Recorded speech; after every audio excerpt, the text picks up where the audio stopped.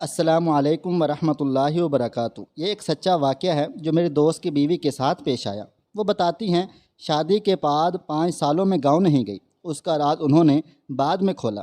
بتاتی ہیں کہ میری بہن کی شادی تھی اور مجھے ضروری گاؤں جانا تھا۔ اس سے پہلے بھی کئی دفعہ گاؤں جانے کا ارادہ کیا لیکن پھر ملتوی کر دیتی کیونکہ میرا دل نہیں کرتا تھا، لیکن اب بہن کی وجہ سے جانا پڑا۔ جب وہاں پہنچی تو وہاں ایک رونق سی لگ گئی۔ اگلے صبح رشتہ داروں سے ملنے نکلی تو راستے میں کسی نے میری چادر پکڑ لی پیچھے سے۔ پیچھے مڑ کر دیکھا تو میرے سامنے ایک فقیرنی کھڑی تھی جس کا میلا لباس، خشک ہونٹ، گندے بال تھے۔ اس کو دیکھ کر مجھے ایک جھٹکا لگا کہ یہ تو وہ تھی جس کے حسن پر پورے گاؤں کے لڑکے فدا تھے، جس کے سر سے کبھی دوپٹہ نہیں اترا تھا، مگر آج وہ دوپٹے سے بے نیاز کھڑی تھی۔ میں اسے پورے 5 سال بعد دیکھ رہی تھی۔ وہ میری بہترین دوست سیما تھی، جس سے میری 17 سال پرانی دوستی تھی، جس کے بغیر میرا اور میرے بغیر اس کا نہ دل لگتا تھا اور نہ وقت گزرتا تھا، جس کی وجہ سے میری بڑی بہن میرے سے چڑھتی تھی کہ مجھے لگتا ہے کہ میری جگہ اس نے لے لی ہے، اور کہتی تھی کہ تو میری کم اس کی سکی بہن زیادہ ہے۔ سیما ہمارے گھر کا ایک فرد تھی۔ جب ہم بڑے ہوئے تو ہماری شادی کی باتیں چلنے لگیں، لیکن وہ بہت گھبراتی اور فکر مند تھی کیونکہ وہ چاہتی تھی کہ ہماری شادی ایک ہی گھر میں ہو۔ وہ شادی کر کے کہیں مجھ سے دور نہیں جانا چاہتی تھی۔ ایک بار ایک شادی میں ہم لوگ شریک تھے تو ایک خاتون ہمارے پاس آ کر ہمارے نام پتے پوچھنے لگ گئی۔ میں نے اس بات کو زیادہ اہمیت نہیں دی، مگر کچھ دنوں بعد وہ خاتون اپنے دونوں بیٹوں کا ہمارے لیے رشتہ لے کر آ گئی تھی، بڑے بھائی کا میرے لیے اور چھوٹے بھائی کا سیما کے لیے۔ میرے گھر والوں کو رشتہ بہت پسند آیا اور انہوں نے ہاں کر دی۔ سیما کے گھر والوں کی طرف سے بھی ہاں ہو گئی تھی۔ شادی کے دن قریب آ گئے تھے۔ میری بڑی بہن نے مجھے سمجھایا تھا کہ اب تمہارے سیما کے ساتھ 2 رشتے ہیں، دیورانی جیٹھانی کا رشتہ جو نہایت نازک رشتہ ہے۔ اب تم لوگ ایک ساتھ رہو گے، تم دونوں کو ہر بات میں بہت برداشت سے کام لینا ہوگا۔ میں نے بہن کو کہا کہ ایسا کچھ نہیں ہوگا جو آپ سوچ و بچار کر رہی ہیں۔ میرا اور سیما کا ساتھ بہنوں جیسا ہے۔ ہمارا تو سالوں کا ارمان پورا ہو رہا ہے۔ ہم دیورانی جیٹھانی بعد میں ہیں، دوست پہلے ہیں۔ میں اور سیما شادی کر کے اس گھر میں پہنچ گئے تھے۔ زندگی بہت خوبصورت ہو گئی تھی۔ شادی کے 1 سال بعد میری گود میں میرا بیٹا اور سیمے کی گود میں اس کا بیٹا آ گیا تھا۔ میرے میاں کی نوکری شہر میں لگ گئی تھی۔ وہ پڑھے لکھے تھے، اس لیے ان کو شہر میں نوکری ملی تھی۔ وہ ضد کر رہے تھے کہ میں اور میرا بیٹا ان کے ساتھ شہر چلیں، جبکہ میرا دل کسی صورت شہر جانے کے لیے راضی نہیں تھا۔ آخر میرے شوہر چلے گئے۔ جب وہ آتے تو خوب سارے تحفے لاتے۔ ہماری ایک بیٹی بھی ہو گئی تھی۔ میرا بیٹا 4 سال کا ہو گیا تھا۔ جس گھر میں ہم رہتے تھے اس گھر کے بیچ ایک چھوٹی سی دیوار تھی۔ ایک حصے میں میں اور دوسرے حصے میں سیما رہتی تھی۔ یہ حصے تو بس نام کے تھے، ورنہ ہم اکٹھے رہتے تھے۔ میں دوبارہ امید سے ہو گئی تھی، مگر سیمی کے ہاں ایک بیٹے کے بعد دوبارہ اولاد نہیں ہوئی۔ اس بار میرے شوہر نے ضد پکڑ لی کہ تم میرے ساتھ شہر چلو، یہاں اکیلی کیسے رہو گی، اور بڑے بیٹے کا داخلہ بھی اسکول میں کروانا ہے۔ میرے سارے سسرال والوں نے بھی کہا کہ وہ ٹھیک کہہ رہا ہے، ناشکری مت کرو۔ سب کے سمجھانے پر مجھے مجبوراً ماننا پڑا، مگر میں دل سے خوش نہیں تھی۔ طے یہ پایا کہ میں ولادت کے بعد شہر چلی جاؤں گی۔ جس دن یہ فیصلہ ہوا اس دن سیما میرے پاس آئی اور اداسی سے بولی کہ تم چلی جاؤ گی تو میرا دل کیسے لگے گا۔ میں نے اس کا ہاتھ پکڑ کے اس کو سمجھاتے ہوئے کہا کہ انہوں نے وعدہ کیا ہے کہ وہ ہر مہینے مجھے تم سے سب سے ملوانے آتے رہیں گے۔ اس نے کہا میں تم کو بہت زیادہ یاد کروں گی۔ میں نے کہا شہر کون سا دور ہے، تم مجھ سے ملنے آ جایا کرو نا۔ میں بھی آ جایا کروں گی۔ پھر وہ میرے گلے لگی۔ ہم دونوں بہت زیادہ اداس تھے۔ کچھ وقت گزرا۔ میرے ہاں میرے چھوٹے بیٹے کی ولادت ہوئی۔ سرخ سفید بڑی بڑی آنکھوں والا بچہ سب کو بہت پیارا تھا۔ میرے شوہر نے کہا تم نہیں جانتی، تم نے مجھے بہت بڑا تحفہ دیا ہے۔ اس بار تیار رہنا، میں آؤں گا تو تم سب میرے پاس شہر چلنا۔ ان کو 2 مہینے بعد آنا تھا۔ شوہر کے چلے جانے کے بعد ہم سب اکٹھے بیٹھے شام کو چائے پی رہے تھے تو میرے دیور نے کہا، بھابھی تم چلی جاؤ گی تو اداسی ہو جائے گی، گھر سونا سونا ہو جائے گا۔ میں نے کہا تم بھی چلو نا۔ وہ بولا، میں کیا کروں گا جا کر، مجھے کوئی کام تو آتا نہیں، کم از کم یہاں زمین پر کام کر کے بیوی بچوں کے لیے 2 وقت کی روٹی کما لیتا ہوں۔ سیمی بالکل سر جھکائے چپ چاپ گمسم سی بیٹھی رہی۔ میرا دل عجیب ہو گیا، مگر میں مجبور تھی، شوہر کے ہاتھوں اور بچوں کے مستقبل کا سوال تھا۔ کچھ دنوں بعد میری طبیعت میں بے چینی شروع ہو گئی، میری طبیعت میں بوجھل پن آ گیا، مزاج چڑچڑا ہو گیا، بلا وجہ بچوں پر غصہ آ جاتا۔ سب سے چھوٹے بیٹے کی طبیعت بھی خراب تھی اور وہ بہت روتا تھا۔ سیمی نے کہا کہ اس کے پیٹ میں درد نہ ہو۔ ہم دونوں اس کو ڈاکٹر کے پاس کلینک میں لے گئے۔ ڈاکٹر نے اس کو دوائیاں دے دیں، اس کو تھوڑا سا آرام آیا، لیکن رات کو پھر اس نے رونا دھونا شروع کر دیا۔ میں، سیمی اور میرے دیور، ہم سب اس کو چپ کراتے کراتے تھک گئے تھے، لیکن وہ چپ ہونے کا نام نہیں لے رہا تھا۔ سمجھ میں نہیں آ رہا تھا یہ کیوں اتنا روتا ہے، کہ پہلے تو کبھی ایسا نہیں ہوا۔ وہ اب کچھ کمزور بھی ہو گیا تھا۔ ہم دوبارہ ڈاکٹر کے پاس لے گئے۔ ڈاکٹر نے کہا، میں کچھ دوائیاں دے رہا ہوں، اس سے فرق آ جائے گا۔ ان دوائیوں سے اس بچے کو کافی آرام تو آیا، ہمیں سکون ملا، لیکن ابھی 2 دن ہی گزرے تھے کہ اس کو تیز بخار چڑھ گیا۔ میں بری طرح گھبرا گئی۔ اس کا سفید رنگ نیلے رنگ میں تبدیل ہونا شروع ہو گیا۔ میں اور سیمی اس کو ڈاکٹر کے پاس لے کر بھاگے، لیکن اس کو آرام نہیں آیا۔ میں نے پریشان ہو کے شوہر کو فون کر دیا، وہ بھی شہر سے گاؤں کے لیے روانہ ہو گئے تھے۔ انہوں نے کہا، تم تیار رہو، ہم اس کو شہر لے آئیں گے، شہر اس کو کسی اچھے ڈاکٹر کو دکھائیں گے۔ میرا رو رو کے برا حال تھا۔ میرا صحت مند بچہ دنوں میں سوکھ گیا تھا۔ اگلی صبح شوہر نے پہنچ جانا تھا، مگر جب اگلی صبح وہ آئے تو میرا بیٹا اس دنیا سے منہ موڑ کے بہت دور جا چکا تھا۔ فجر کے وقت اس نے میرے ہاتھوں میں دم توڑ دیا تھا۔ میں سکتے کی حالت میں بیٹھی تھی۔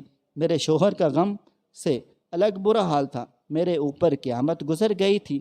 اس کی موت کے 15-20 دن تک میں غم سے نڈھال بستر پر پڑی رہی۔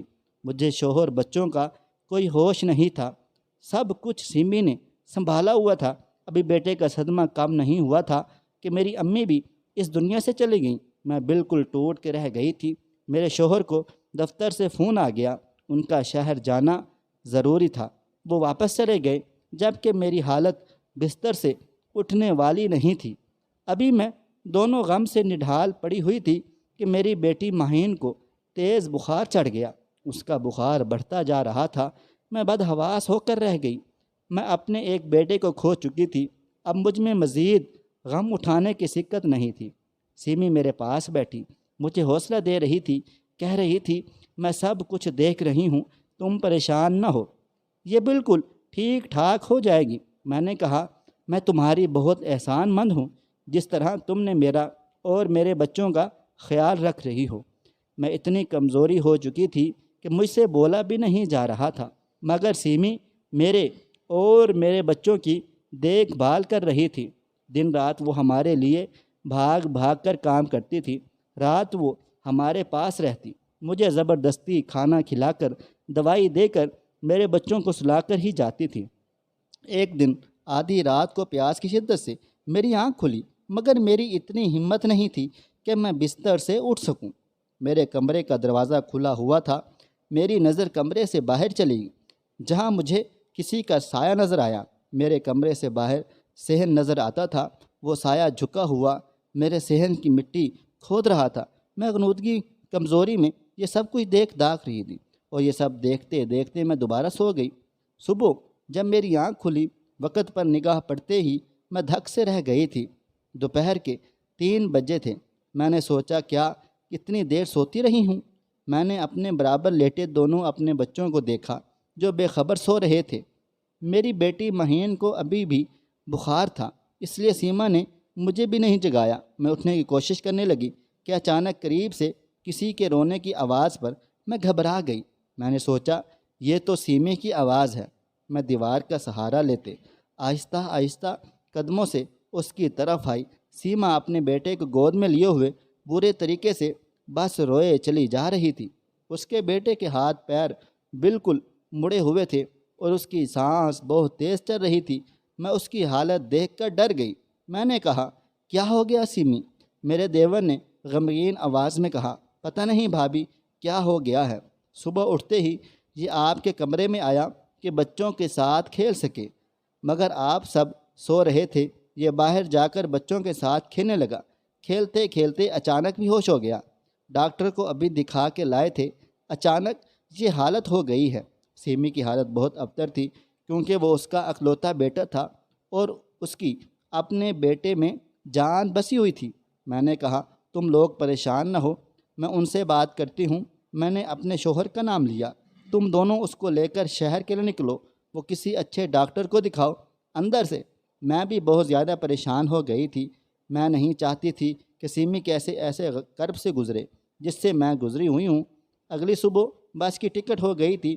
میں اپنی خراب طبیعت کے ساتھ، دکھتے بدن اور چکر آتے سر کے ساتھ اپنے بچوں اور سیمی کو سنبھال رہی تھی، مگر اگلی صبح جانے کی نوبت ہی نہ آئی۔ رات اس کے بیٹے نے دم توڑ دیا۔ میں وحشت بھری نظروں سے سیمی کو بیان کرتے دیکھ رہی تھی اور خوف زدہ ہوئی بیٹھی تھی۔ کیا ہمارے بچے کو کسی کی نظر لگ گئی ہے؟ جب اس کے بیٹے کا جنازہ اٹھا تو سیمی غش کھا کر گر گئی۔ میرے شوہر بھی آ چکے تھے۔ ہمارے گھر کا ہر شخص ٹوٹ سا گیا تھا۔ اب مجھے اپنے دونوں بچوں کی فکر ہو رہی تھی۔ مجھ میں اب کسی غم اٹھانے کی برداشت بالکل بھی نہیں رہی تھی۔ میرے شوہر اور دیور شاہ صاحب کو لے کر ہمارے گھر آ گئے۔ میں نے جلدی سے دوپٹہ لے کر نقاب کر لیا۔ وہ تعزیت کے لیے آئے ہوئے تھے۔ شاہ صاحب ہمارے گاؤں کی مسجد کے بڑے تھے اور ساتھ ہی ان کا حجرہ تھا۔ جمعرات کو مسجد میں بیان کرتے تھے۔ نورانی چہرے والے، بہت پرہیزگار اور نیک بزرگ تھے۔ ان کے الفاظ میں ایسا جادو تھا کہ سامنے والا ان کا گرویدہ ہو جاتا۔ اب بھی وہ تعزیت کے لیے آئے تھے تو اپنے مخصوص انداز میں نرم لہجے میں بات کر رہے تھے کہ اچانک بات کرتے کرتے رک گئے۔ پھر وہ جیسے ہوا میں کچھ سونگنے لگے اور ادھر ادھر دیکھتے ہوئے بولے، پتہ نہیں کیوں مجھے فضا میں شیطانی بو محسوس ہو رہی ہے۔ پھر وہ میرے حصے کی طرف جانے لگے۔ وہاں پہنچ کر وہ میرے کمرے کے باہر صحن میں بنے کچے فرش کے پاس ٹھہر گئے۔ پھر اس جگہ رک کر غور سے اس مٹی کو دیکھنے لگ گئے۔ میں ان سے دور کھڑی یہ سب کچھ دیکھ رہی تھی۔ انہوں نے میرے شوہر سے کہا، یہاں سے مٹی ہٹاؤ۔ میرے شوہر مٹی ہٹانے لگے۔ اچانک زمین کے اندر سے جو چیزیں نکلیں انہیں دیکھ کر میں چکرا گئی۔ مٹی کا ایک پتلا تھا۔ اس پتلے کے ساتھ ایک پرچی تھی جس پر کچھ لکیریں بنی ہوئی تھیں اور اس پرچی پر ماہین کا نام لکھ کر اس پر کراس کا نشان تھا۔ ہم سب بے یقینی کی کیفیت میں تھے۔ اچانک میرے ذہن میں ایک دھماکہ ہوا۔ جس رات مجھے بخار تھا، میں نے صحن میں سایہ دیکھا تھا جو میرے کمرے کے باہر مٹی کھود رہا تھا۔ میرے شوہر اور دیور نے دونوں ہاتھوں سے اپنا سر پکڑ لیا اور کہا، یہ کس کا کام ہے؟ شاہ صاحب نے میرے دیور سے کہا، آپ کی بیگم کی طبیعت کیسی ہے؟ وہ پریشانی سے بولا، شاہ صاحب بہت زیادہ برا حال ہے۔ شاہ صاحب نے کہا، کیا میں ان سے مل سکتا ہوں؟ اس نے کہا، جی جی آ جائیں، دم بھی کر دیجیے گا، دعا بھی کر دیجیے گا۔ سیمی بستر پر لیٹی ہوئی تھی۔ شاہ صاحب کی آمد کا سن کر بڑی مشکل سے اٹھ بیٹھی، پھر آہستہ سے ان کو سلام کیا۔ شاہ صاحب نے ان کے قریب پہنچ کر زور سے سانس لی اور ان کا چہرے کا رنگ غصے سے لال پیلا ہو گیا۔ وہ غصے میں بولے، جو تم نے کیا ہے اسی کا پھل تمہیں ملا ہے۔ دنیا مکافات عمل ہے۔ تم نے دوسروں کی گود اجاڑنی چاہی مگر تمہاری اپنی گود اجڑ گئی۔ اپنی دنیا بھی برباد کی اور آخرت بھی۔ شاہ صاحب کی باتوں پر ہم سب حیرانگی سے دیکھ رہے تھے۔ اچانک سیمی اونچا اونچا رونا شروع ہو گئی۔ اسے ایک دورہ پڑ گیا تھا۔ وہ چلاتے ہوئے بولی، میں کیا کرتی؟ میرے ساتھ ہی کیوں ایسا ہوا؟ ہم ایک ساتھ پلے بڑے، ایک ساتھ میٹرک کیا، لیکن قسمت نے دھوکہ دے دیا۔ شادی بھی ایک دن وہی ایک گھر میں ہوئی، مگر اس کا شوہر میرے شوہر سے خوبصورت اور قابل تھا، حالانکہ میں اس کے مقابلے میں کئی گنا حسین و جمیل تھی۔ اس کے شوہر کی شہر میں نوکری لگ گئی، جبکہ میرا شوہر ان پڑھ تھا۔ اس کا شوہر اسے چیزیں لا کر دیتا، جبکہ میرے شوہر کے ایسے حالات نہیں تھے۔ پھر میرے ہاں ایک بیٹے کے بعد کوئی بچہ نہیں ہوا، جبکہ یہ 3 بچوں کی ماں بن گئی تھی۔ اب جب بچے بڑے ہو رہے تھے تو اس کے شوہر کو اپنے بچوں کے مستقبل کی فکر ستا رہی تھی۔ وہ ان کو تعلیم یافتہ بنانا چاہتا تھا اور اس کو شہر لے جا کر عیش و عشرت میں رکھتا، اور میں یہیں رہ جاتی۔ یہ وہاں جا کر اچھی زندگی جیتی، شان و شوکت سے رہتی، اور میں یہاں معمولی زندگی بسر کرتی۔ یہ باتیں مجھ سے برداشت نہیں ہو سکیں، اور میں روزانہ اخبار پڑھا کرتی تھی۔ اخبار میں ایک اشتہار آیا جو کالے علم کا ماہر تھا۔ میں نے اس سے خط کے ذریعے رابطہ کیا۔ پہلے میں نے اس کے بڑے بیٹے کو راستے سے ہٹایا، پھر میں اس پر عمل کروا کے اب مجھے اس کی بیٹی کو ہٹانا تھا۔ میں نے ہی پتلا زمین میں گاڑا تھا، کیونکہ میں چاہتی تھی کہ تینوں بچے مر جائیں تاکہ یہ شہر ہی نہ جا سکیں، کیونکہ اپنی اولاد کی خاطر جا رہی تھی، اور میں کیسے برداشت کر لیتی کہ یہ وہاں جا کر ٹھاٹھ باٹھ سے رہتی۔ اس عمل کے مطابق اس زمین پر جہاں پتلا گاڑا تھا، اسے سب سے پہلے جو بھی چلتا ہوا آتا وہ اس عمل کی لپیٹ میں آ جاتا۔ اس رات میں سب کو نیند کی دوائی دودھ میں ملا کے دے چکی تھی۔ میں جانتی تھی یہ سب سوتے رہیں گے، مگر ماہین ضرور اٹھ کے باہر آئے گی۔ مگر میرا کیا، مجھ پر ہی واپس آ گیا۔ صبح جب میں سو کر اٹھی تو میرا بیٹا میرے برابر میں نہیں تھا۔ میں گھبرا کر اس کو دیکھنے گئی تو وہ اس کے کمرے سے واپس آ رہا تھا، یہ کہتے ہوئے چاچی اور سب سو رہے ہیں۔ میں نے اس کو آتا دیکھ کر دل پکڑ لیا، اور پھر مجھے پھل مل گیا۔ وہ روتی ہوئی اپنا سر پیٹتی ہوئی چیخو پکار کر رہی تھی، اور میں بے یقینی سے سیمی کو دیکھ رہی تھی۔ مجھے لگ رہا تھا جو میں نے سنا ہے وہ غلط ہے۔ میرا دل کر رہا تھا میں چیخ چیخ کر رو دوں کہ کیا کوئی انسان حسد میں اتنا بھی گر جاتا ہے۔ شاہ صاحب نے کہا، جو لوگ اللہ کی تقسیم پر راضی نہیں ہوتے ان کا یہی انجام ہوتا ہے۔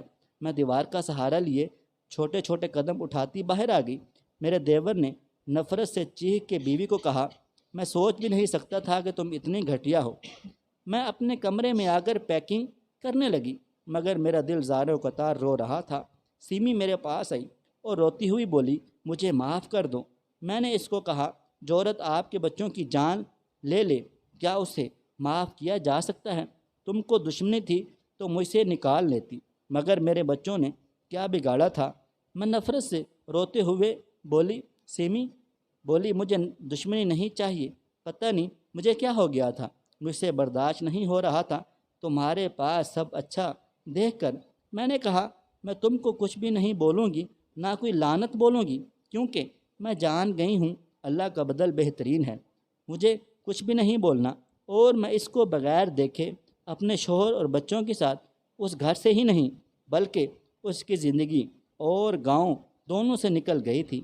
میرے دیور نے اس کو طلاق دے دی تھی۔ اپنے بیٹے کی موت اور پھر طلاق کے بعد اس کا دماغی توازن بالکل الٹ ہو چکا تھا، اور اب وہ گاؤں کی گلیوں میں بکھرے ہوئے بالوں سے بدحال بنی پھرتی ہے۔ میں دوبارہ پلٹ کر گاؤں نہیں گئی، لیکن اب 5 سال بعد جب میں واپس گئی تو اس نے میری چادر کو پکڑ لیا تھا، مگر میں اپنی چادر اس کے ہاتھوں سے چھڑوا کر اور اس کی کو نظر انداز کرتی آگے بڑھ گئی۔ بھابھی کی یہ باتیں سن کر مجھے سمجھ آ گئی تھی کہ بھابھی کیوں اپنے گاؤں نہیں جاتی تھی۔ حسد سب سے برا جادو ہے جو کرنے والے اور جس سے کیا جائے دونوں کو تباہ و برباد کر دیتا ہے۔ کالا علم اور جادو کرنے والا اور کروانے والا دونوں دائرہ اسلام سے خارج ہو جاتے ہیں۔ اپنے ایمان کی حفاظت کریں، اللہ تعالیٰ کی عطا پر راضی رہیں۔ خواہش صرف اتنی ہے کہ کچھ الفاظ لکھوں جس سے کوئی گمراہی کے راستے پہ جاتے جاتے رک جائے، اور اگر نہ بھی رکے تو سوچ میں ضرور پڑ جائے۔ دوستو، ویڈیو پسند آئی ہے تو اس ویڈیو کو لائک کریں، شیئر کریں۔ اگر آپ نے ابھی تک میرا چینل سبسکرائب نہیں کیا ہوا تو ابھی سبسکرائب کر لیں، ساتھ میں بیل آئیکن کو بھی ضرور پریس کر لیجئے گا تاکہ نئی اپلوڈ ہونے والی ہماری ویڈیوز کا نوٹیفیکیشن آپ کو بر وقت ملتا رہے۔ مجھے آپ اگلی ویڈیو تک اجازت دیں۔ اللہ حافظ.